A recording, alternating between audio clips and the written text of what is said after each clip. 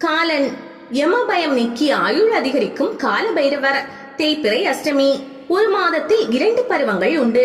ஒவ்வொரு பருவங்களும் 15 திதிகளை கொண்டது. இதில் 8வது திதி மிக சிறப்பு வாய்ந்தது, அஷ்டமி என்று சொல்வார்கள். இந்த அஷ்டமி என்பது எல்லா கடவுள்களுக்கும் உரியது. பெருமாளுக்குரிய அஷ்டமி திதியை கோகுலாஷ்டமி என்று கொண்டாடுகிறோம். துர்க்கைக்குரிய அஷ்டமி திதியை துர்காஷ்டமி என்று கொண்டாடுகின்றோம். அதுபோல் சிவபெருமானுக்குரிய அஷ்டமி திதியை கால பைரவ அஷ்டமி என்று மிக சிறப்பாக அனுசரிக்கிறோம்.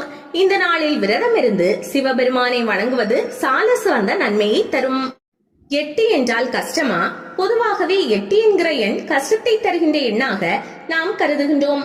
அஷ்டமி திதியில் எந்த சுப காரியங்களும் செய்யப்படுவது இல்லை.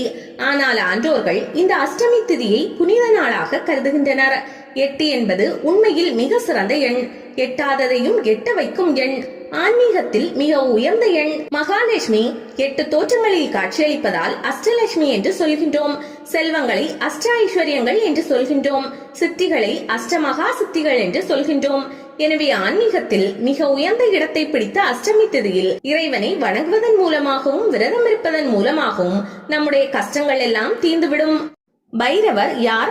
சிவபெருமான் உருவத்திலும் அருவத்திலும் அரு உருவத்திலும் காட்சி தருவார். இதனை அருவம், உருவம், அரு உருவம் என்றும் பலவாறாக சைவர்கள் அழைக்கின்றனர்.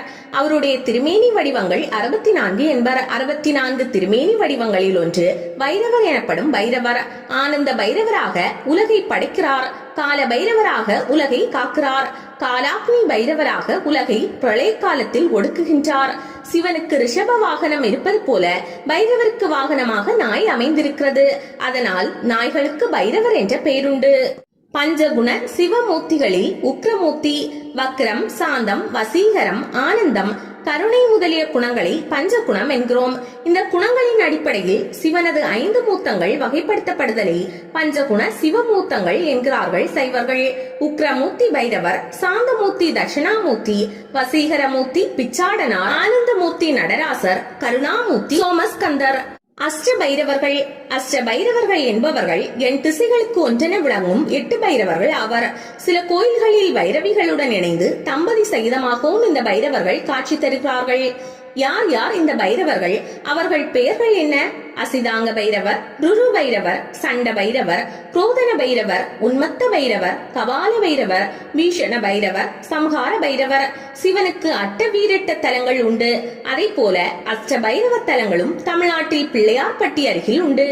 கால பைரவர். பைரவரை சொர்ணாகர்ஷண பைரவர், யோக பைரவர், ஆதி பைரவர், கால பைரவர், உக்ர பைரவர் என்றெல்லாம் அழைக்கின்றார்கள். கால பைரவர் சிவபெருமானின் ருத்ர ரூபமாக சொல்லப்படுபவர். சிவன் கோயிலின் வடகிழக்கு பகுதியில் நின்ற கோலத்தில் காட்சி தருபவர்.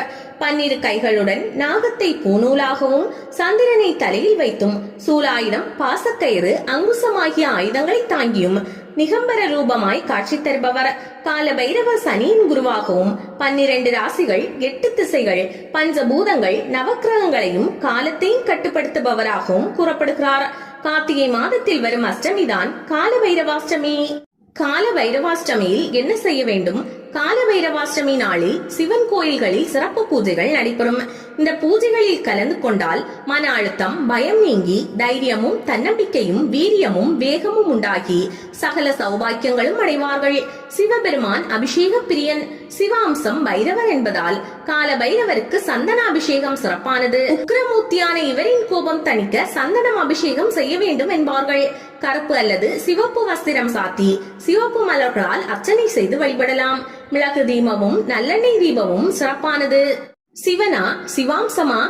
பைரவர் சிவனுடைய அம்சமாகவும் சொல்வதுண்டு. சிவனே பைரவராக இருப்பதாகவும் சொல்வதுண்டு. சிவன் பல்வேறு காரணங்களுக்காக தன்னுடைய அம்சமூர்த்தியாக பல பைரவர்களை படைத்து உலகில் அனுப்பி பல்வேறு தொழில்களை செய்ய வைப்பதுண்டு. ஒரு கட்டத்தில் உலகியலில் உள்ள சிக்கல்கள் அளவு கடந்து போகும் பொழுது அல்லது சாதுக்கள் மிக மிக துன்பப்படும் பொழுது அவர் பைரவராக தோன்றுவார். அசுர சக்திகள் வேறு எந்த சக்தியாலும் கட்டுப்படுத்த முடியாதபடி ஓங்கி நிற்கும் போது சிவபெருமானே பைரவராக வந்து அவற்றையெல்லாம் அழித்து மக்களை காக்கிறார். வஜ்ரம் போல மக்களுக்கு பாதுகாப்பாக விளங்குகிறார் என்பதால் அவரை வஜ்ரமூர்த்தி அல்லது பைரவமூர்த்தி என்றும் அழைப்பதுண்டு. பைரவரே காவலர். பொதுவாகவே ஒரு ஊர் இருந்தால் அதற்கு ஒரு காவல் தெய்வம் இருக்கும். அதே போலவே ஒரு திருக்கோயில் இருந்தால் அந்த திருக்கோயிலை காப்பதற்கு ஒரு காவல் தெய்வம் இருக்கும். ஆறு, குளம், கடல், ஏரி முதலிய தீர்த்தங்கள் பொங்கி பிரவகித்து நாட்டை அழித்து விடாமல் காப்பதற்காக ஒரு காவல் தெய்வம் உண்டு. இப்படி இயற்கையின் சீற்றத்தை அளவுக்கு மீறாமல் பார்த்து கொண்டு ஊரையும் திருத்தலங்களையும் தீர்த்தங்களையும் காப்பதால் இவரை ஊர்காவலர் என்றும் தீர்த்த காவலர் என்றும் திருத்தல காவலர் என்றும் அழைப்பதுண்டு. வடமொழியில் தீர்த்த பாலகர், கஷேத்திர பாலகர் முதலிய சொற்களாலும் இவரை குறிப்பிடப்படுவது உண்டு. பைரவரின் வீரத்தோற்றம். வீரத்தோடும் தீரத்தோடும் உக்கிரத்தோடும் கொண்ட தோற்றம் என்பதால் இவரை எப்பொழுதும் உக்கிரபாலகன் என்றும் அழைப்பார்கள். ஒரு சமயத்தில் இருக்கக்கூடிய சில தெய்வ மூத்த அமைப்புகள் மற்றொரு சமயத்தோடு பொருந்தி பார்ப்பதை ஒப்பாய்வு செய்தல் என்பார்கள். அந்த அடிப்படையில் சைவ சமயத்தில் உள்ள பைரவரின் வரலாற்றையும் தோற்றங்களையும் அவருடைய உக்கிரத்தையும் அதற்கு நிகரான பெருங்கருணையையும் பார்க்கின்ற பொழுது வைணவத்தில் நமக்கு திடீரென்று அவர் பவித்த நரசிம்மமூர்த்தியின் தோற்றம் நினைவுக்கு வரும். பேராற்றல், பெருங்கருணை, உக்கிரமான தோற்றம் இவற்றை பார்க்கும் போது இப்படி தோன்றும்.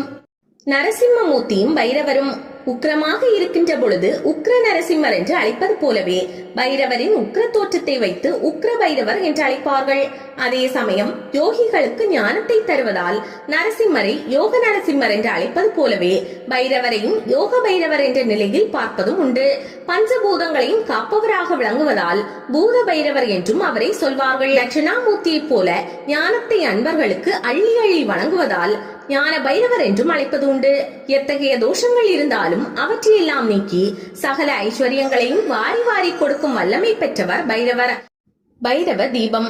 சிவாலயங்களில் முதல் வழிபாடு விநாயகப் பெருமானுக்கு நடைபெறும். நிறைவு வழிபாடு பைரவருக்கு நடைபெறும். ஒவ்வொரு மாதமும் வருகின்ற தேய்பிறை அஷ்டமி தினத்தில் பைரவர் கோயிலுக்கு, அதாவது சிவாலயத்தில் உள்ள பைரவ சன்னதிக்கு சென்று வணங்கி வழிபாடு நடத்துவதன் மூலமாக எல்லையில்லாத நன்மைகளை பெறலாம். அன்று பைரவ சன்னதியில் பிரத்யேகமாக தீபம் ஏற்ற வேண்டும். அந்த தீபத்துக்கு பைரவ தீபம் என்றே பெயர். சிறு துணியில் மிளகை சிறு மூட்டையாக கட்டி நல்லெண்ணெய் அகல் தீபத்தை ஏற்றி வழிபட எல்லா வளமும் பெருகும். தேங்காய் மூடியில் நெய் நிரப்பி தீபம் ஏற்றி வழிபடலாம். அதே போல் பூசணிக்காயை மத்தியில் இரண்டாக பிளந்து அதனுள் எண்ணெய் அல்லது நெய் நிரப்பி தீபம் ஏற்றி வழிபடலாம். இதை முறையாக பெரியோர்களிடம் கேட்டு செய்ய வேண்டும். இந்த தீபத்தின் வெளிச்சத்தில் அச்சம் விலகி ஓடும், மனதில் தெளிவும் தைரியமும் பிறக்கும். பிறகு வெற்றி தானே வந்தடையும். காசியில் பைரவர். தீபம் என்றால் திருவண்ணாமலை ஞாபகத்துக்கு வருவது போல பைரவர் என்றாலே நமக்கு நினைவுக்கு வருவது காசி. காசியில் உள்ள மிக பழமையான சிவன் கோயில் காசி கால பைரவர் கோவில். காலை என்ற சொல் மரணத்தையும் விதியையும் குறிக்கிறது. கால பைரவரை கண்டு விதியும் அஞ்சும், மரணமும் நெருங்காது. காசியில் உள்ள காலபைரவர் கோயிலின் பைரவ தரிசனம் அருமையாக இருக்கும்.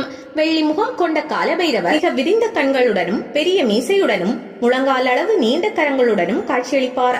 கண்களில் உக்கிரமும் கருணையும் ஏக காலத்தில் பிரதிபலிக்கும். அவருக்கு அருகிலே அவரது வாகனமாக நாய் இருக்கும். இதே கோயிலின் பின்பகுதியில் சேத்திர பாலபைரவர் தரிசனம் கிடைக்கும். ஒருவர் காசியில் வாழ வேண்டும் என்றால் இவருடைய அனுமதி வேண்டும். காசிக்கு சென்றவர்கள் இரவு காலபைரவ பூஜை பார்க்காமல் திரும்புவதில்லை. காலபைரவர் காசி நகரத்தின் சேனாதிபதி. காசியில் இறந்தவர்களுக்கு யம பயம் கிடையாது. பிரம்மாவின் சிரசு கபாலமாக மாறி பிரம்மஹத்தி தோஷத்திற்கு பைரவ சக்தி ஆளாகி முடிவில் காசி மாநகர எல்லையில் கால் வைத்த போது சிவபெருமான் காட்சி தந்து பிரம்மஹத்தி தோஷத்தை நீக்கி காசி மாநகர காவல் தெய்வமாக எழுந்தருள அருள் புரிந்தார். காசி மாநகர எல்லையில் 8 திக்கிலும் அஷ்டபைரவர்கள் எழுந்தருளி எல்லையை பாதுகாக்கின்றனர். நாய் வாகனம். நம்முடைய சமய மரபில் ஒவ்வொரு தேவதைக்கும் ஒவ்வொரு வாகனம் இருக்கிறது. அநேகமாக உலகத்தில் உள்ள அத்தனை உயிருள்ள உயிரற்ற பொருட்களையும் இறைவன் அன்போடு நேசிக்கிறான் என்பதை குறிக்கும் தத்துவம் தான் இந்த வாகன தத்துவம். சிறிய உருவமான எலி தொடங்கி மிகப்பெரிய உருவமான யானை வரை பல்வேறு பிராணிகளும் இறைவனுக்கு வாகனமாக அமைந்திருக்கின்றன. மனிதர் அல்லாத பூத வாகனமும் உண்டு. இயற்கை ஒளிகளான சந்திர சூரியர்கள் கூட வாகனம்தான். ஏன் தாவர இனமான கற்பக விருட்சம் கூட இறைவனுக்கு வாகனமாக இருப்பதை பார்க்கிறோம். ஆனால் காலபைரவருக்கு நாய் வாகனமாக இருக்கிறது. காரணம் என்ன? பெரும்பாலும் அடியவர்கள் இறைவனிடம் தங்களை பற்றி குறிப்பிடும் பொழுது நான் யானையாக இருக்கிறேன், பூனையாக இருக்கிறேன் என்றெல்லாம் குறிப்பிடுவதில்லை. நாயாக இருக்கிறேன் என்றுதான் குறிப்பிடுகின்றார்கள். நாயினும் கடையேன் என்று தன்னை மாணிக்க வாசக சுவாமிகள் கூறிக்கொள்கிறார். நாயேன், நாயடியேன், அடிநாயினேன், ஊர் நாயின் கடையேன் என்று திரும்ப திரும்ப தன்னை கீழ்படுத்திக் கொள்கிறார். திருவாசகத்தில் 67 இடங்களில் நாயேன் என்று பாடியுள்ளார். நன்றி உணர்ச்சிக்காக பாராட்டப்பட்டாலும் விலங்குகளில் மிக கீழானதாக கருதப்படுவது நாய். இறைவனை மிக உயர்ந்தவனாகவும் தன்னை மிக தாழ்ந்தவனாகவும் கூறிக்கொள்வது பக்தர்களின் இயல்பு. மாணிக்க வாசகர் தன்னை மனிதரில் மிக தாழ்ந்தவன் என்று சொல்லிக் கொள்வதோடு நிற்காமல் நாயேன் என்று நாயினும் கடையேன் என்றும் இகழ்ந்து கொள்கிறார். சிவபுராணம் ஞாயிற் கடையாய் கிடந்த அடியேற்கு தாயிற் சிறந்த தயாவான தத்துவனே, நான் என்னும் செருக்கு முற்றிலும் ஒளிந்துவிட்ட அவரது மனநிலையை இதிலிருந்து உணர முடிகிறது. மகா விசுவாசம் என்பதற்கு அடையாளமாக நாய் இருக்கிறது. எஜமானனை விட்டு அது விலகுவதில்லை. அதே போல இந்த ஆன்மா எஜமானனாகிய பரமாத்மாவை விட்டு விலகுவதில்லை. இதற்கு அடையாளமாக தான் பைரவருக்கு நாய் வாகனமாக இருக்கிறது.